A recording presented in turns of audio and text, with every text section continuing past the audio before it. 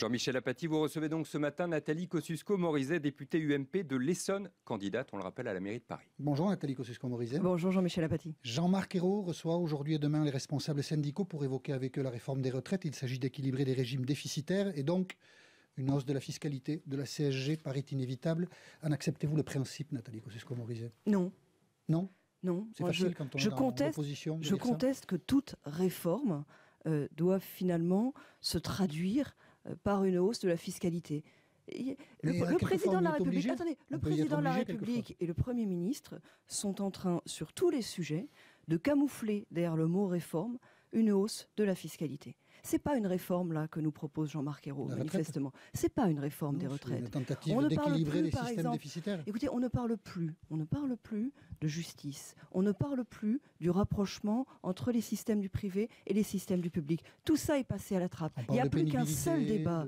D'égalité devant la retraite des hommes et des femmes, parce qu'aujourd'hui il y a une situation inégalitaire. Vous l'avez entendu. Parle de pas mal de vous avez choses entendu le Premier ministre comme moi. Il n'y a plus qu'un seul débat. C'est est-ce qu'on augmente la CSG ou est-ce qu'on augmente les cotisations? Autrement dit, est-ce qu'on abîme la compétitivité des entreprises avec derrière le cortège de malheurs en tête duquel le chômage, ou est-ce qu'on abîme le pouvoir d'achat des Français? Il n'y a plus que ça comme question. Et il n'y a plus que ça parce que le gouvernement n'a pas le courage de regarder en face les vrais sujets qui font ceux d'une réforme, qui sont l'allongement de la durée de cotisation ou le recul de l'âge de départ à la retraite.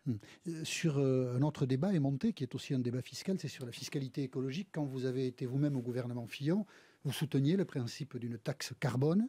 Le gouvernement, par la voix du ministre de l'écologie la semaine dernière, a dit peut-être il faut y penser de nouveau à cette contribution climat-énergie.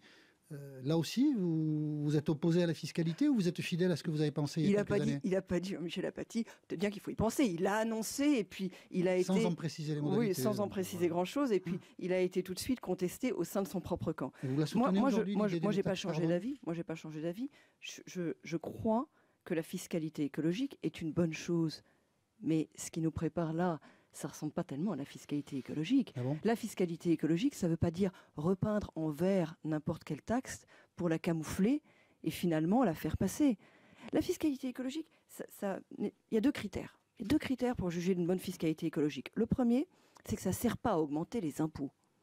Ça sert à inciter à des comportements meilleurs du point de vue de l'environnement. Par exemple, dans nos économies, c'est vrai dans toutes les économies occidentales, la fiscalité, elle est beaucoup assise sur le travail. On taxe beaucoup le travail et on taxe très peu la pollution. La fiscalité écologique, ça peut être de transférer une partie de la fiscalité sur le travail vers la pollution. On veut plus de travail, taxons-le moins. On veut moins de pollution, taxons-le plus. Mais il ne faut pas que ça serve à augmenter les impôts. Et puis il y a autre chose. La fiscalité écologique, ça marche seulement si dans le même temps on investit pour donner aux gens la possibilité de changer leur comportement, pour vous aider à isoler votre maison, pour vous donner des alternatives en termes de transport collectif. Or là, ce gouvernement, comme il ne veut pas faire les réformes, a complètement arrêté d'investir. On le voit bien dans le domaine de l'écologie. Ils ont donné un coup d'arrêt à toutes les politiques qui étaient issues du Grenelle de l'environnement.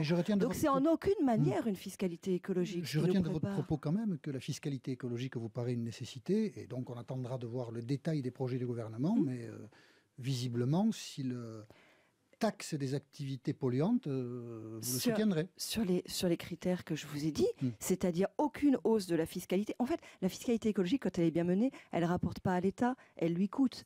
Parce que non seulement vous augmentez pas la fiscalité, mais vous investissez pour permettre aux gens d'avoir des alternatives. Et ils ont tout arrêté en matière d'investissement écologique. Regardez, on parle de la voiture électrique. Ils ont arrêté tous les investissements qui étaient lancés sur le sujet. Ils ont arrêté tous les investissements. On faisait des appels d'offres pour avoir des bus en haut niveau de service, pour avoir des travaux. Ils ont arrêté tout ça. Alors qu'est-ce que vous voulez? On ne peut pas parler de fiscalité écologique quand on n'investit pas pour aider les gens. Et puis je voudrais dire une chose, c'est que le problème de l'impôt, vous voyez, on parle d'impôt à propos de l'écologie, on parle d'impôt à propos de l'environnement, on parle d'impôt à propos des retraites. En fait, c'est culturel. C'est-à-dire que ce gouvernement socialiste nous résout tous les problèmes par une seule solution, qui n'en est pas une, qui est l'impôt, qui est une course en avant. Et ils font ça partout. Et ils font ça, y compris dans toutes les collectivités dont ils ont la charge. Vous parliez de Paris tout à l'heure, Jean-Michel Apathy. Juste avant d'aller à Paris.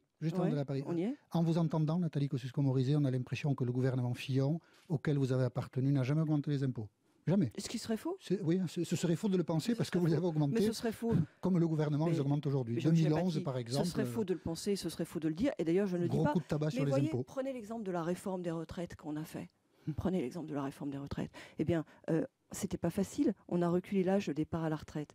Franchement, c'est pas populaire, c'est pas agréable à dire, mais on vit plus longtemps. On a dit il va falloir travailler plus longtemps. On a reculé l'âge de départ à la retraite. C'était pas facile, mais c'était une vraie réforme. Augmentation de la fiscalité. Mais c'était une vraie réforme. Il n'y a pas que le gouvernement Ayrault qui a augmenté les impôts. Vous savez, prenons un autre exemple, puisque les retraites n'ont pas l'air de vous convaincre. Prenons les collectivités. Qu'est-ce qu'on a fait? On a voulu fusionner les conseils régionaux, les conseils régionaux et les conseils généraux. On a voulu diminuer le nombre d'élus. Que fait ce gouvernement? Il a supprimé cette réforme, il réaugmente le nombre d'élus, toujours plus de dépenses, et en plus il en crée des nouvelles. Alors là, oui, je vais vous parler de Paris. Oui, si il crée une nouvelle institution. Il crée une nouvelle institution à Paris. Mais voilà, ça va coûter des milliards, un millier de fonctionnaires. Il va falloir créer un nouveau siège, etc. Si vous êtes élu à la mairie de Paris, vous augmenterez ou vous baisserez les impôts? Moi, je me suis engagée. Je me suis engagée d'abord à ne pas les augmenter. Je me suis engagée à faire un audit, à le rendre public et à le faire régulièrement au cours de mon mandat et à le rendre public.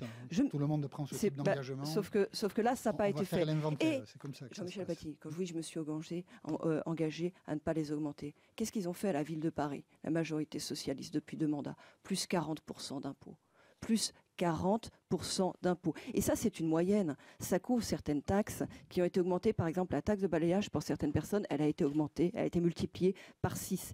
Et ça a servi à quoi tout cet argent? Pas à baisser la dette. La dette a augmenté aussi. Il multiplie la dette par presque 4. En 2014, il y aura 4 milliards d'euros de dette à Paris. Il y en avait un peu plus d'1 milliard en 2001. Donc ça a servi à quoi? Eh bien, plus de fonctionnaires. Il y a plus 25% de fonctionnaires avec cette municipalité à la ville de Paris. Ils ont embauché 10 000 fonctionnaires, plus de frais de fonctionnement, plus 40% de frais de fonctionnement, plus de ce qu'on appelle le train de vie de la mairie, les charges à caractère général. Elles sont passées de 533 millions à 705 millions. Ça, c'est le train de vie de la mairie. Et qu'est-ce qu'il y a derrière? Eh bien, regardez, le nombre d'adjoints. Il y a combien d'adjoints à la ville de Paris?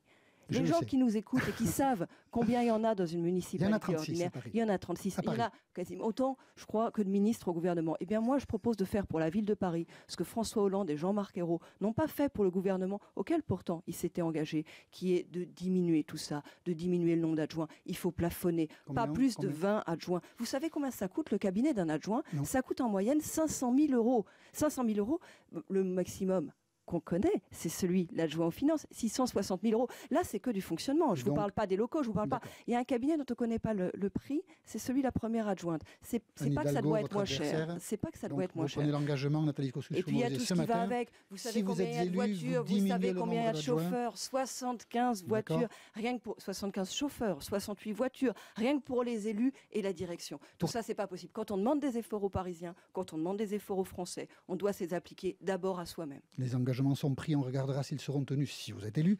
Vous avez la volonté d'être candidate dans le 14e, Nathalie Kosciusko-Morizet. Marie-Claire Carrère-G, qui est représentante de l'UMP dans le 14e, dit que vous atterrissez dans cet arrondissement sur un mode barbouze avec un pistolet braqué sur la tempe des militants en ignorant les élus. Le climat est sympathique à l'UMP à Paris. Oui, mais c'est très modéré, tout ce discours. Ah, c'est vrai. Soyons sérieux. Vous arrivez sur un mode barbouze.